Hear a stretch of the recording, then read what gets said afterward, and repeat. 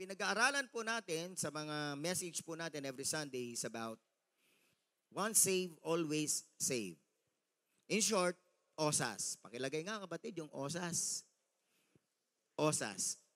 Gusto ko sanang gawing rosas para hindi nyo makalimutan So, regenerated. Once saved, always saved. Okay? Everybody say OSAS.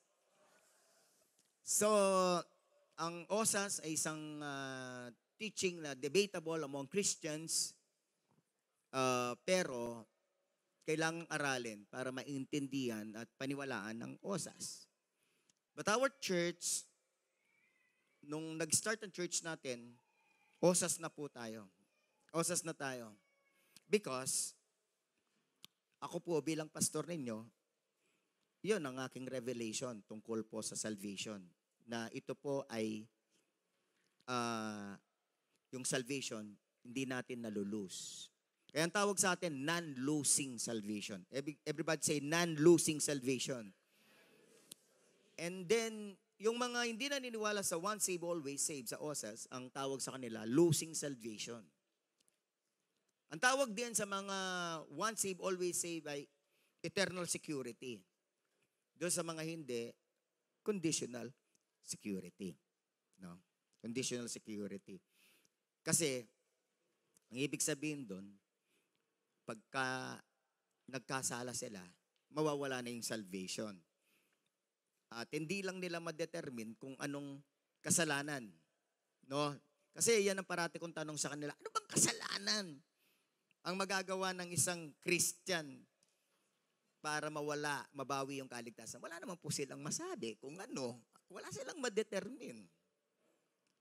Kasi sa lahat ng mga verses na sinasabi nilang kasalanan, kahit alam nyo ba na spiritual immaturity, sa Hebrews 6, yun ang kanilang ginagamit na verse na losing salvation.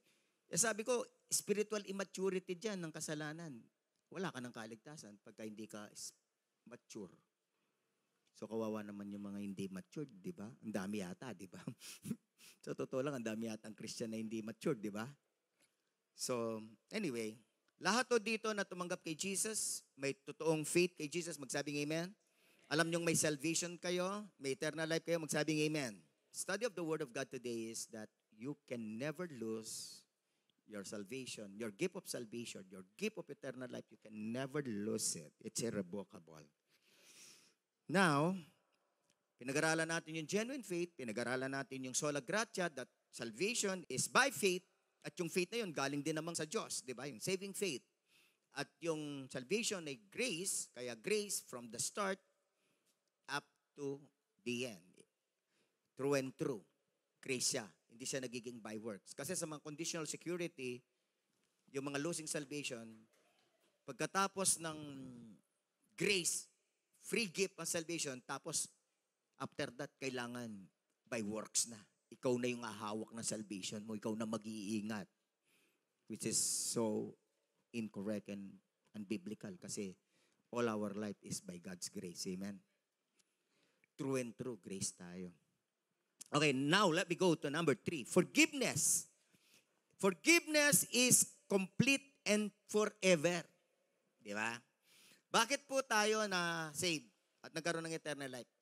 Kasi na-forgive tayo sa ating mga kasalanan. Ano pong ibig sabihin ng forgiveness?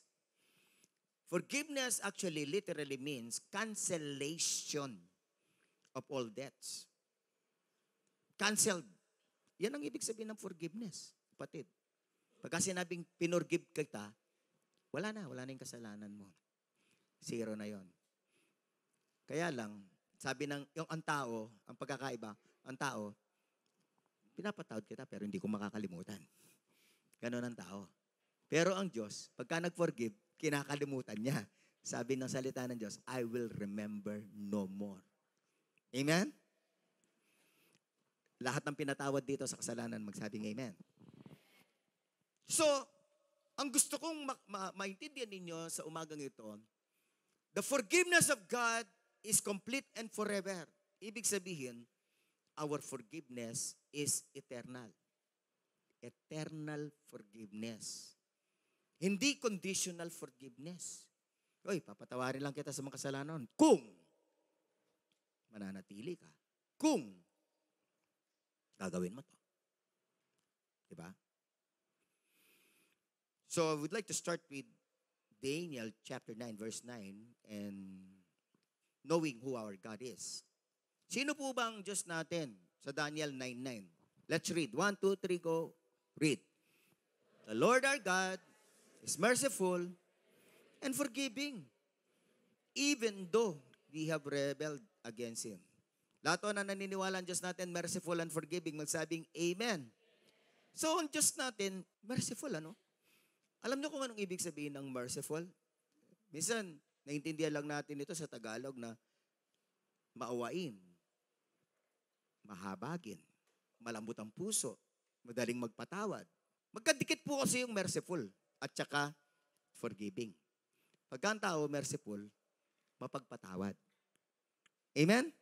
Magkadikit po yung dalawa na yan, yung salita na yan, na merciful at saka forgiving. Walang taong merciful na hindi forgiving. Di ba? Ngayon, alam natin ang salitang grace. Let me go back to the word grace. Grace means you get the good things of God, the blessings of God, the gifts of God, even if you don't deserve them. Undeserved favor, unmerited favor, di ba? Grace.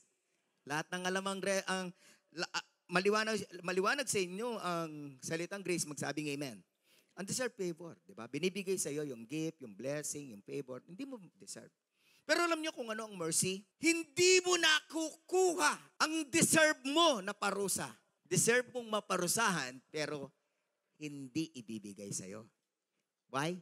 Because God is merciful. God shows mercy. Alam niyo na ngayon. Lahat na nakaintindi na ng salitang mercy, magsabing amen. So you don't get what you deserve.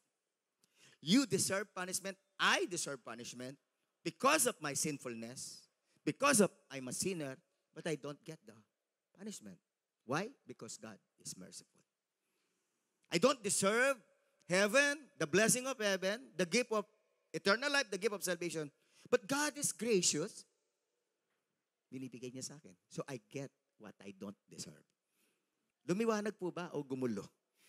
Pakitanong ang katabi mo, lumiwanag o gumulo? Lahat na lumiwanag, magsabing amen. Maliwanag ang grace, amen. Maliwanag ang mercy, amen. So we don't get what our sin deserves. Our sinfulness deserves. What do we deserve? Punishment. What do we deserve? Hell. What do we deserve? We don't enter heaven. Kasi sabi na salita na pa, Roma 3:23, all of us are sinners. All of us sin and fall short of the glory of God. All sinners fall short of the glory of God. Ibig sabihin, cannot enter the glory of God. Cannot enter heaven. Grabe, sinner tayo. Pero, umenter tayo ng heaven. Why? Because of God's mercy. Salvation is it's not only God's grace, it's also God's mercy. Nahabag ang Panginoon sa iyo. Nahabag ang Diyos sa atin. Pinatawad tayo sa ating mga kasalanan. Acts chapter 10, verse 43. Let's read. 1, 2, 3, go read. About Him, Christ, all the prophets testify that everyone who believes in Him receives forgiveness of sins through His name. If you really understand soteriology, salvation, you can also explain it clearly to others, and you can also teach it clearly to others. Kaya yun ang prayer ko. Kasi tayo lahat nag-share ng gospel, di ba? Kailangan maliwanag sa ating lahat. Kailangan na ipapaliwanag din natin sa lahat by God's grace. Paulit-ulit, everyone who believes in Him receives forgiveness of sins through His name. What is the name? Jesus Christ. When we believe in Christ, When we believe in the Lord Jesus Christ, ang sabi na salita ng Panginoon, ibinibigay sa atin ang forgiveness. One of the greatest blessings from God is forgiveness. Ibig sabihin ng forgiveness, canceled. Lahat ng iyong kasalanan. Wala na. Kasi alam niyo, yung iba, we don't understand the word forgiveness. Kaya hindi natin masyadong appreciate kung anong ibig sabihin ng forgiveness. But if you understand, really, especially God's forgiveness, you will be forever grateful to God. Your heart will always overflow with thanksgiving, with gratitude.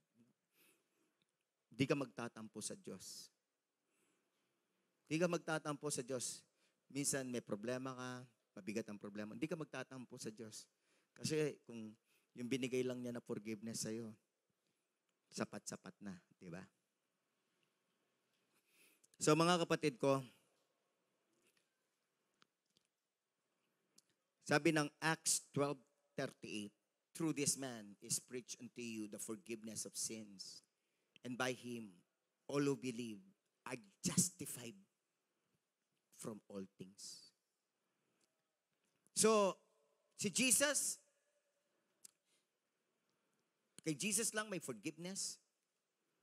At ang sabi na salita ng Panginoon, lahat ng naniwala, they are justified. Anong ibig sabihin ng justified? Kaya ngayon pong vital sin soteriology, importante yon. Yun ang pinakamatinding suporta ng Biblia na pagtuturo na maniniwala ka sa osas. Yung doctrine of justification. The teaching of the justification. Na tayo'y na-justify through the death, through the blood of Christ. Anong ibig sabihin ng justified? Again, review lang. Ibig sabihin ng justified, acquitted na sa lahat ng kasalanan. Sa Tagalog, pinawalang sala. Sabihin mo sa katabi mo, pinawalang sala. Justified. When you believed in Christ, you were justified. Pinawalang sala ka. Saan ka pinawalang sala? Pinawalang sala ka sa lahat ng iyong kasalanan. Kaya nga sabi sa kanta natin, Jesus paid it all. Ang maganda kay Jesus, yung utang natin na kasalanan, hindi lang niya binayaran yung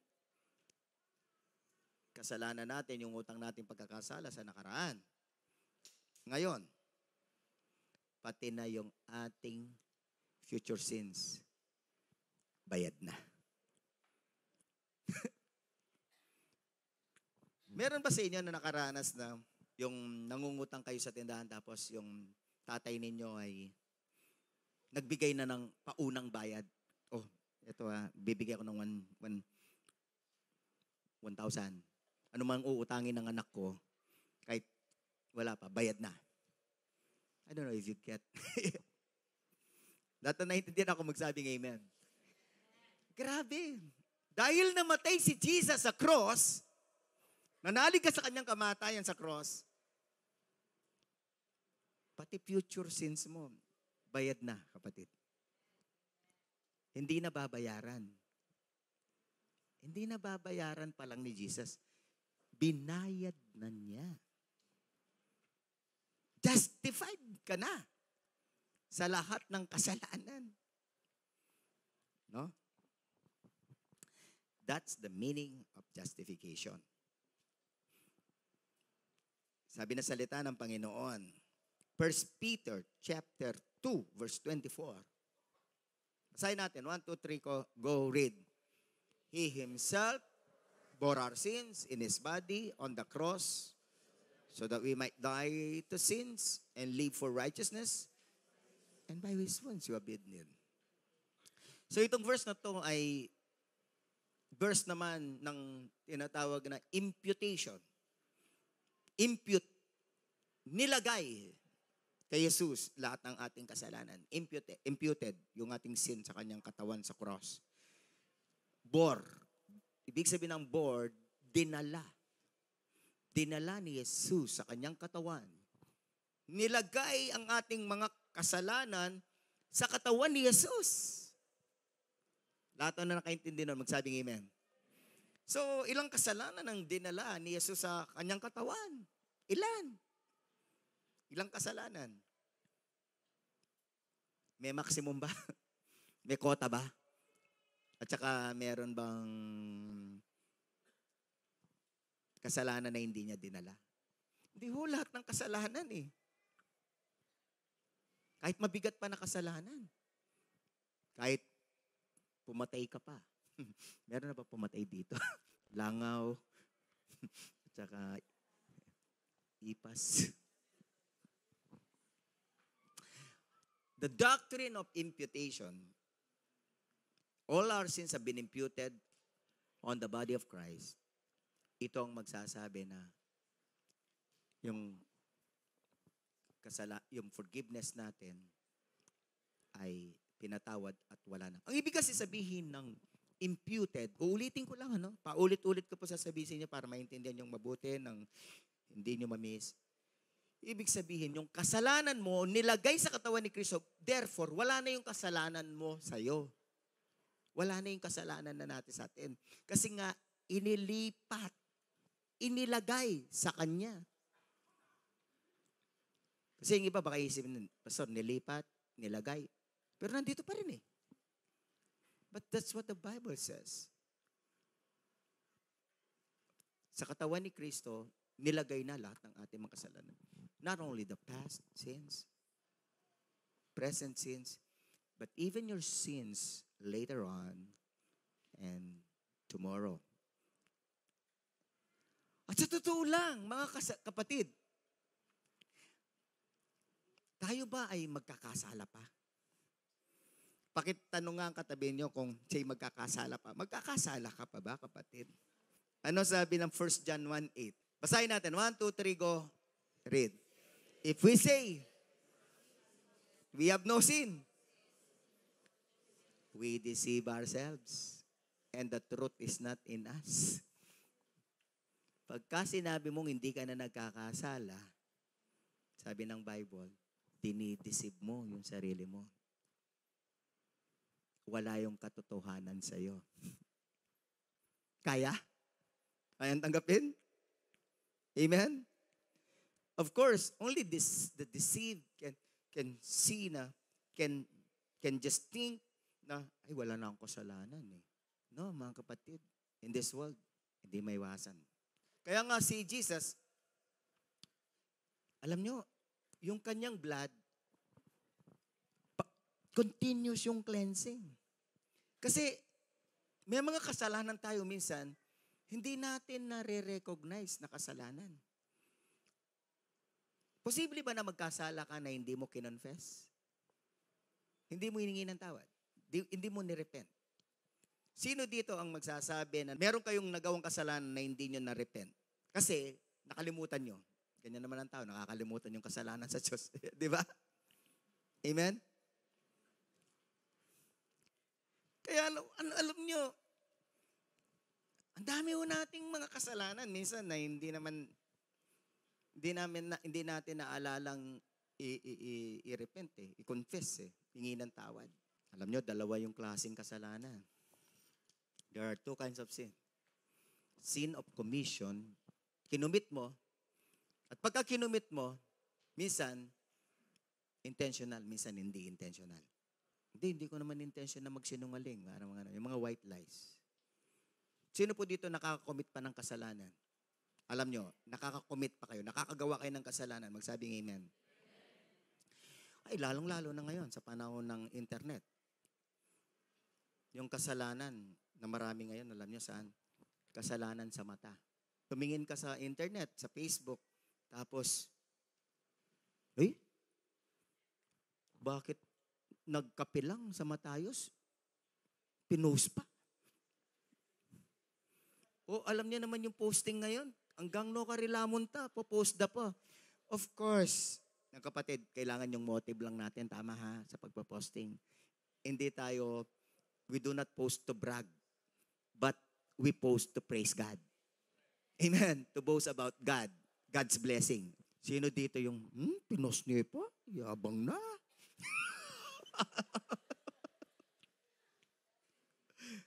Dapat alimanting mga attitude tamo, ne? Rejoice with those who rejoice.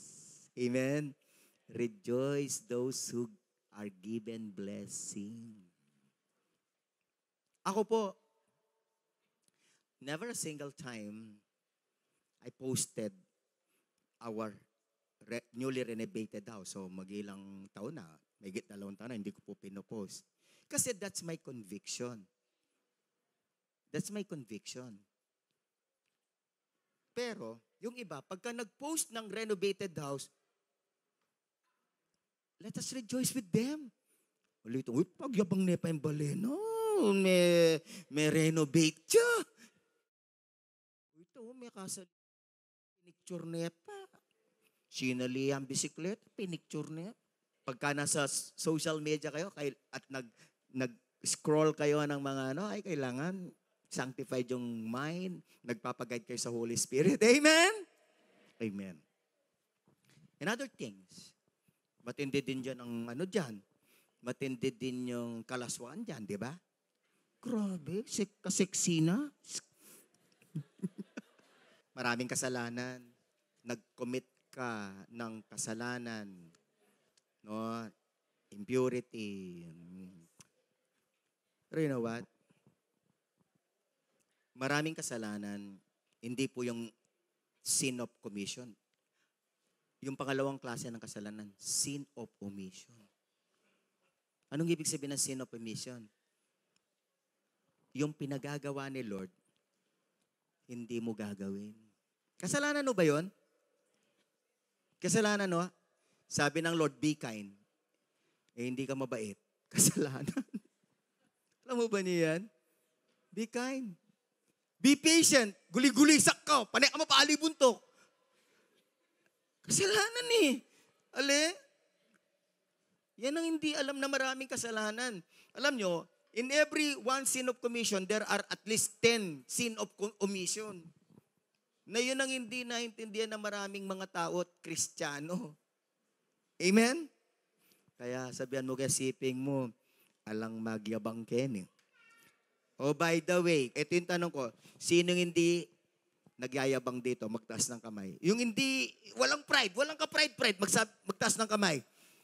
Tsaka kayo tumayo, papagawa ko kayo ng monumento dyan sa labas. Lahat naman tayo nagyayabang. Sometimes we're aware and not aware, di ba? And then the Holy Spirit will just convict us of our pride. Lalong-lalo na yung mga hindi nagpapakorek. Yung kinokorek mo sa mali. Hey, mo ba kailaman? Diba? Basta imburiko. Ego, diba? Ang dami kong sin of omission. Kapatid, I don't want you to feel bad, but I just want you to really understand what sins are. Like for example, utos ba niyang Panginoon na ikaw ay mag-share ng gospel? So, tanong, nag-share ka ba ng gospel? Sin of omission. Tanong, gusto ba ng Panginoon na ikaw ay magkaroon ng disciple? Amen. Maliwanag sa salita ng Diyos. Tanong, may disciple ka na? May sin of omission ka, di ba? Diyan tayo nililinis ng Panginoon continuously ng blood. Amen? Continuously, we're being cleansed by the blood of Christ. Sin of commission, sin of omission. Amen? Kasi, yung Holy Spirit rugune, panenakang ko convict, ang pong kareng kasalanan, makulta ka. Makulta ka, Kaya the Holy Spirit just gently convicts us. Amen? Kasi ma-overwhelm ka. Hinakbis ang ating Holy Spirit. Panay akong makukonvict. But you know what? Conviction is a blessing. It's a nice feeling. It's not really a bad feeling. Because repentance is always a blessing. Amen? Because your relationship with God is restored. Sabihin mo sa kata mo, repentance is a blessing. Sabihin mo sa kata mo, repentance is good.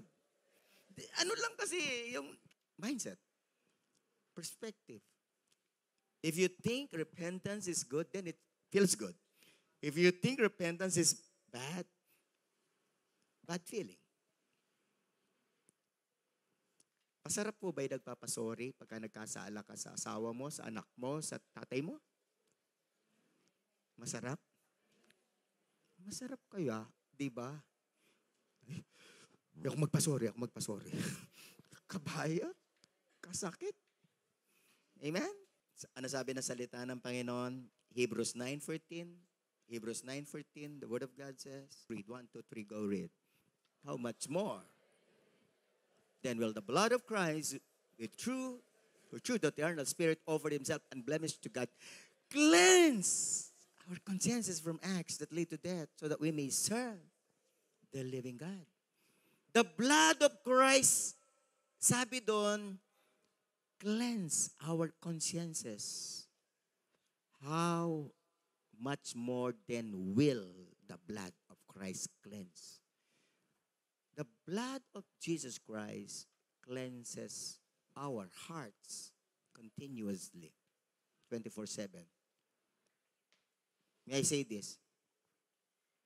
There are so many sins in the mind, right? Sino po dito nagising? Galit na galit kayo? O kaya, meron kayo napaganipan, malaswa at pangit? Wala ho? Ako lang?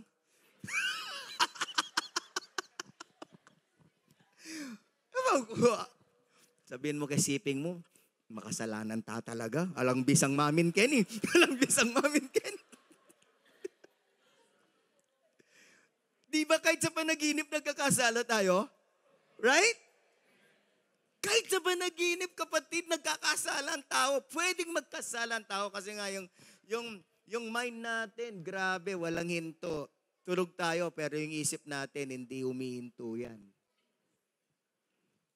Anong pag-asa natin ngayon na magkaroon ng malinis na puso na hindi nagkakasala? Anong pag-asa natin? I mean, is that possible? Without the blood, is that possible to have a purified heart? Clean heart? Is that possible? It's never possible without the blood of Christ. Amen? It's never possible. But the Word of God says, the blood of Jesus purifies us. 1 John 1:7. Pwede pang pakita natin ng 1 John 1:7?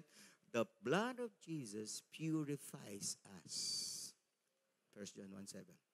But if we walk in the light, as He in the light, we have fellowship with one another. And the blood of Jesus, His Son, purifies us from all sin. Confess and unconfess. Sin of commission and sin of omission. All sin. Amen? Kasi alam nyo, ang pinaka-bottom line ng losing salvation theology, yung ayaw maniwala sa osas, ang kasalanan, aalisin ang salvation mo. Nako, kung ang kasalanan, aalisin ang salvation mo, wala talagang maliligtas kahit isa. Wala talaga. Kung naaalis ng kasalanan ang salvation, walang maliligtas. Pakitanong ang katabi, maliligtas ka kaya? Maliligtas ka kaya kung nakasulat sa Biblia na aalisin ng kasalanan ng salvation mo, maliligtas ka kaya? Ay, Rogone, I doubt. I doubt. Pero ako, buo yung aking paniniwala. Kahit sa sarili ko lang. Aba, kung ang kasalanan, maalis ang salvation ko na gift ng Lord, mawawala yung gift ko na salvation because nagkasala ako. Diba? Ako na yung number 1 na walang salvation dito. But I believe the blood of Jesus purifies my heart 24/7.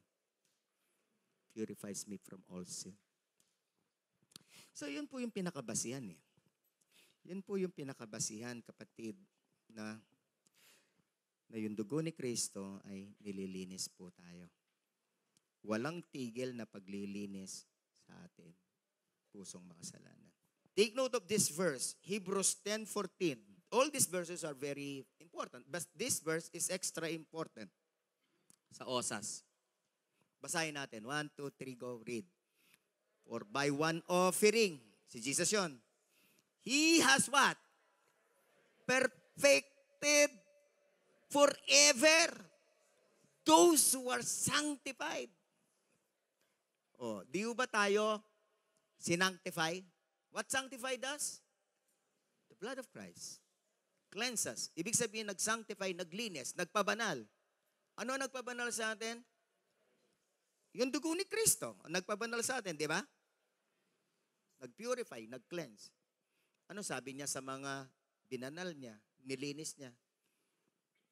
Perfected forever ka. Sabihin mo sa mo, perfected ka forever. Sa ibang translation, saved forever. You are saved forever. You are perfected forever. Kaya merong forever. Kaya sabihin mo sa mga, merong forever. Merong forever. Amen. Wow, you don't have to worry about your past sins. Kahit ano po ang past natin, you don't have to worry about them. You've been sanctified, you've been forgiven, you've been perfected. And in the future, don't worry. Kahit ano pang magawa mong kasalanan in the future, pinatawad na ni Lord yan. Pero hindi ibig sabihin, gagawin mo. Hindi ibig sabihin, gagawin mo. Kasi now, you understand who you are. Your identity. You're sanctified. So those who understand who they are in Christ, their identity in Christ, they live according to their identity. Di ba? Nabubuhay tayo kung sino tayo. Tayo'y binanal. Kaya tayo'y magpapakabanal. We've been given the divine nature, the new heart. Di ba? Tsaka kasi binrake nung dumating si Kristo sa buhay natin, binrake yung power of sin. Even yung desire sa sin, inalis niya. Kaya nga, yung kasalanan, merong mga kasalanan na masarap, pero makikita natin yung flesh lang yung saya nun. Flesh at saka panandalian. Then, miserable feelings follow. Miserable yung pakiramdam. Di ba? Because of the conviction of the Holy Spirit.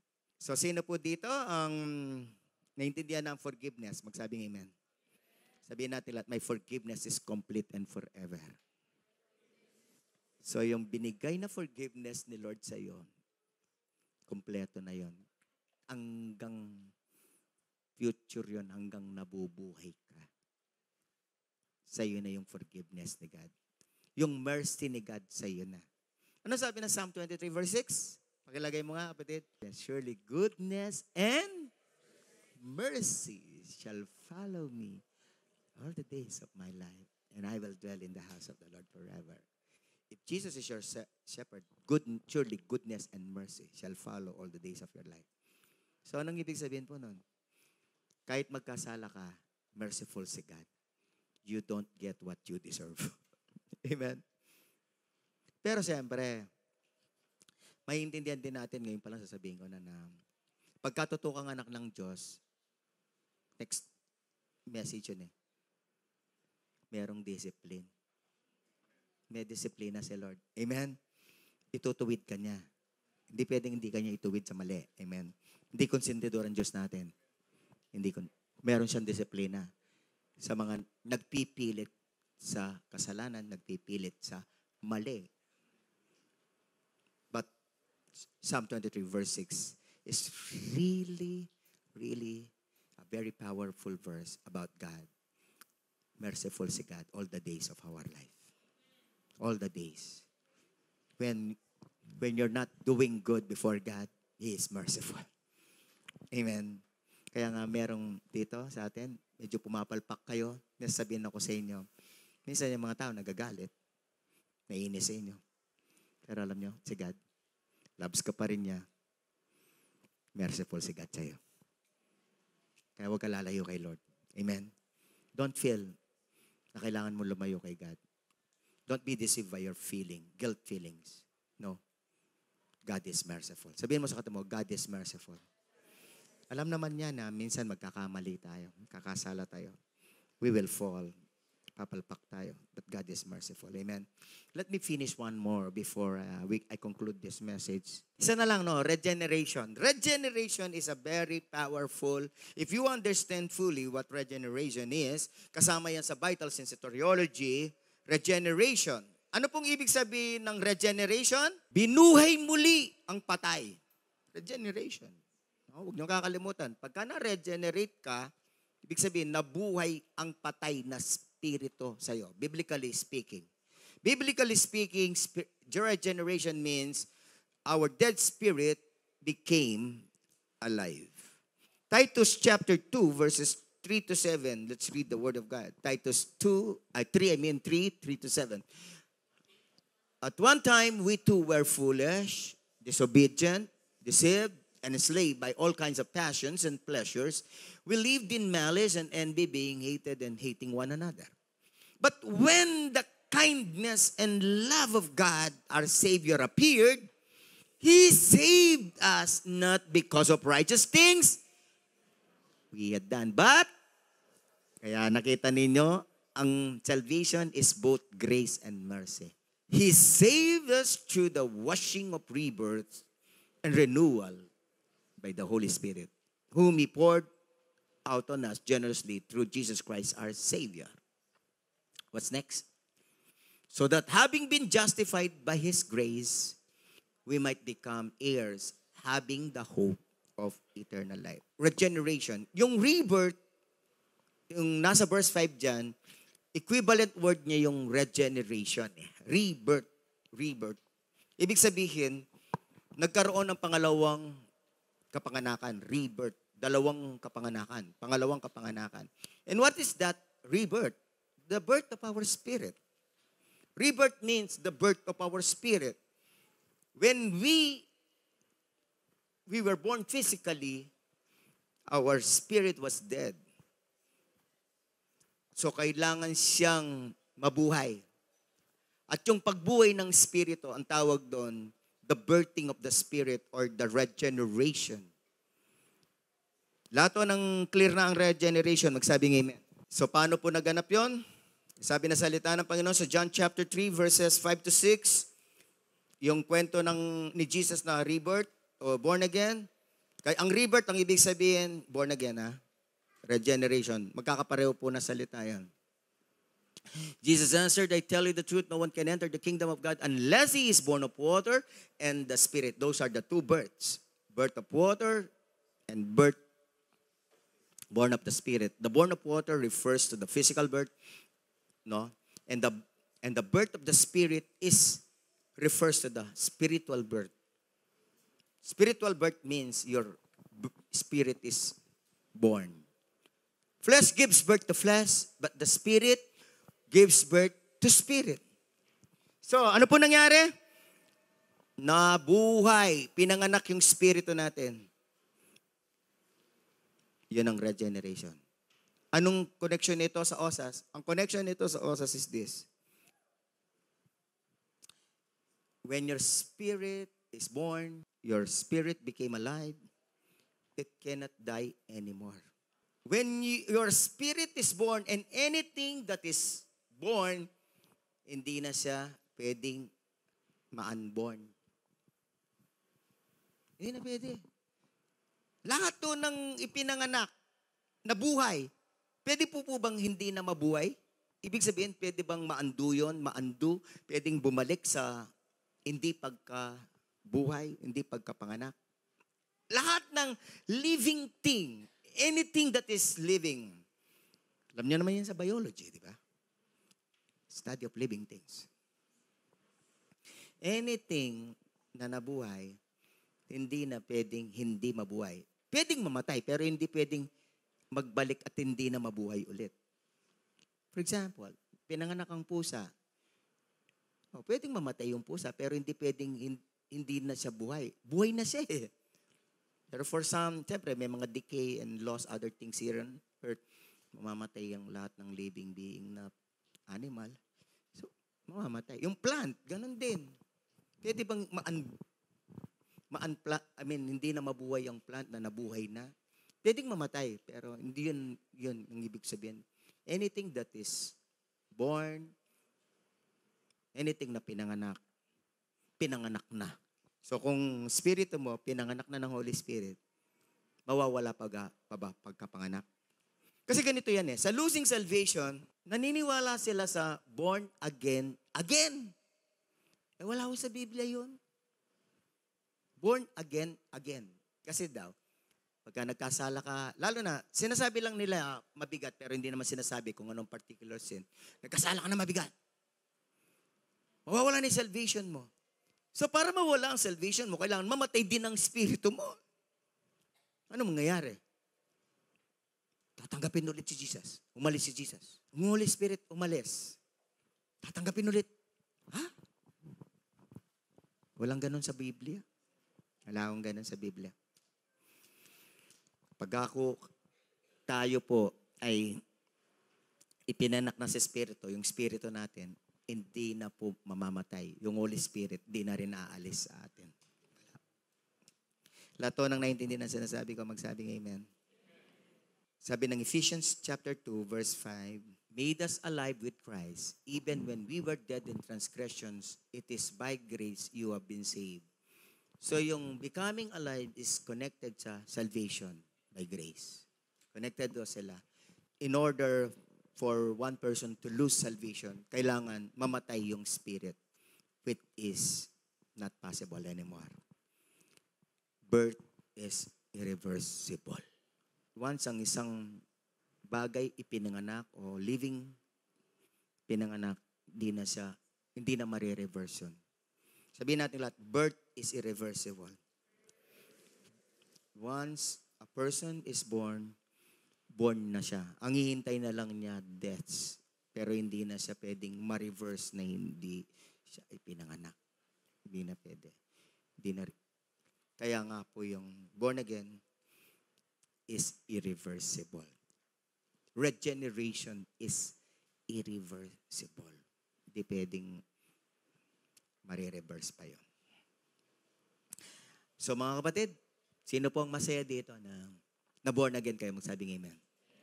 Ngayon, ito as we close, sa Ezekiel 36:26-27, I will give you a new heart and put a new spirit within you. Put spirit, new spirit.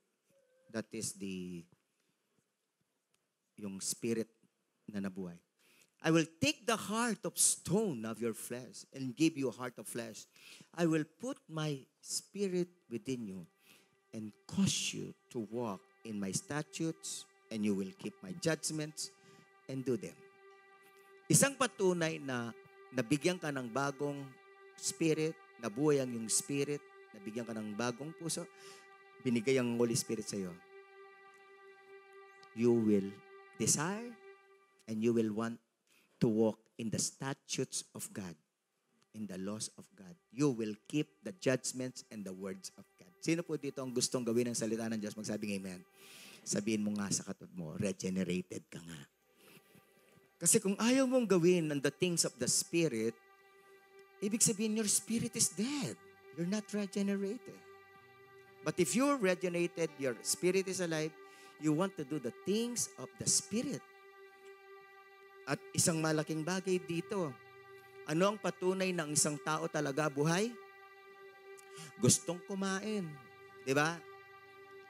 Pagka sinilang isang bata, ewan ko, parating pinapakita sa TV, tinetest kung buhay, kung umiyak siya, kaya pinapalo.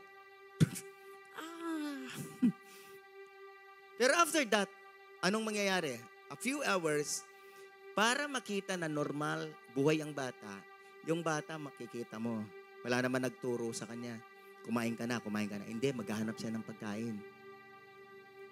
Mararamdaman niya yung bata. Kahit di pa develop yung brain niya, yung kanyang naghahanap siya ng pagkain. Why? Eating is a sign of life. Kaya eating the Word of God is a sign of spiritual life. Buhay ka talaga, spirito, pagka hinahanap-hanap mo ang pagkain ng salita ng Diyos. Kaya, yung pagde-devotion, sign ng spiritual life yan. Amen. Yung hindi pagde-devotion, either you are careless, carnal, or hindi ka talaga pinanganak. Pero ngayon, kung carnal ka lang, may pag-asa pa. Please, repent. Sasabihin ko sa inyo, not doing your devotion is a sin. Tama? Pakitanong ang katabi mo, baka hindi niya alam. Yung hindi pagde-devotion araw-araw, kasalanan. Nakasulat Matthew 4:4, man shall not live by bread alone, di ba? But by every word of... Nakasulat, Joshua 1:8, meditate on the word of God day and night, di ba? Amen? So pagka buhay ang spirito mo, I encourage you, live by the Spirit. Amen? At alam mo, habang nabubuhay ka sa spirito, sa paglakad sa salita ng Diyos, may enjoy mo yung, ano ba tawag doon? Joy of growth. Sino po dito ang masaya pagka nag-grow? Magsabing amen. Anything that grows ay enjoyable, amen? Anything na hindi nag-grow, nakaka-frustrate. Okay? Please don't frustrate God. Don't frustrate your mentor. Let us all grow in our spiritual life. Lahat po tayo tumayo. Amen. Lahat po tayo magpasalamat na tayo ay regenerated. Ibig sabihin, irreversible. Yung salvation natin, it's forever. It's forever. Amen. Where our forgiveness is forever. Kantahin po natin, Jesus paid it all. Taas po natin ang ating mga kamay.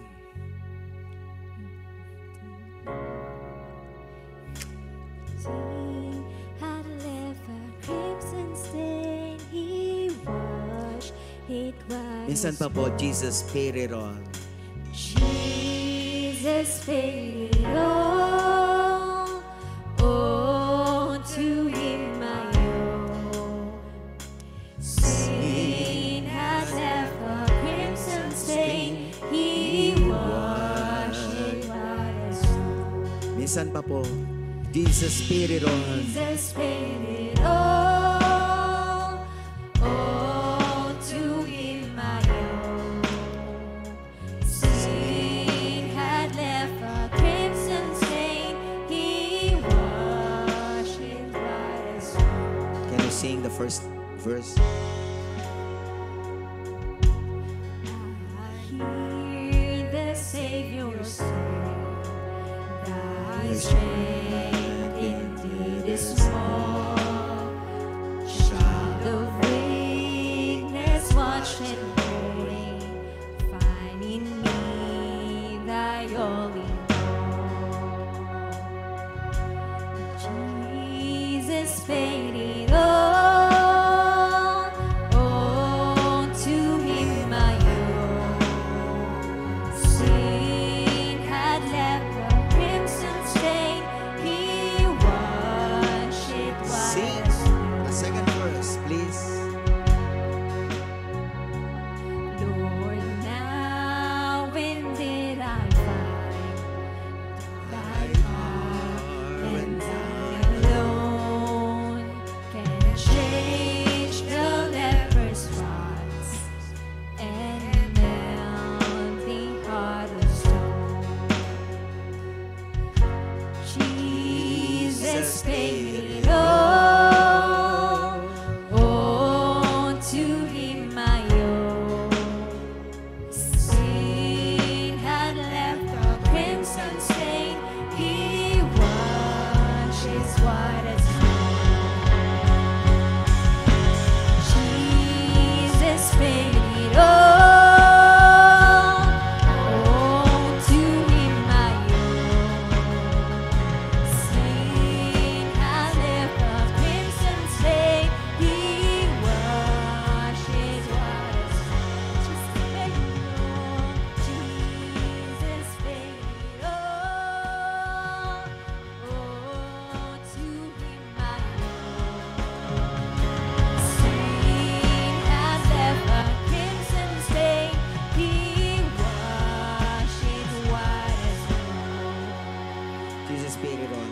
Nasa Bible po yung sinabi natin na yung ating mga puso na inugasan sa dugo ni Kristo is white as a snow. Amen. Lahat to ng inugasan sa dugo ng Panginoong Yesus. Taas nyo ang inyong kamay. Taas po natin ang ating mga kamay. Patuloy po tayong magpasalamat at so pong maintindihan natin the blood of Jesus continually cleanses us. The blood of Jesus continually purifies us. But it doesn't mean to say na ang Holy Spirit ay hindi na siya kailangan pakinggan natin para mag-confess sa ating mga kasalanan. Amen? The Holy Spirit convicts us of sin, talks to us about sin, pero masarap yon. Magre-repent tayo at mabibless ang ating buhay. Amen?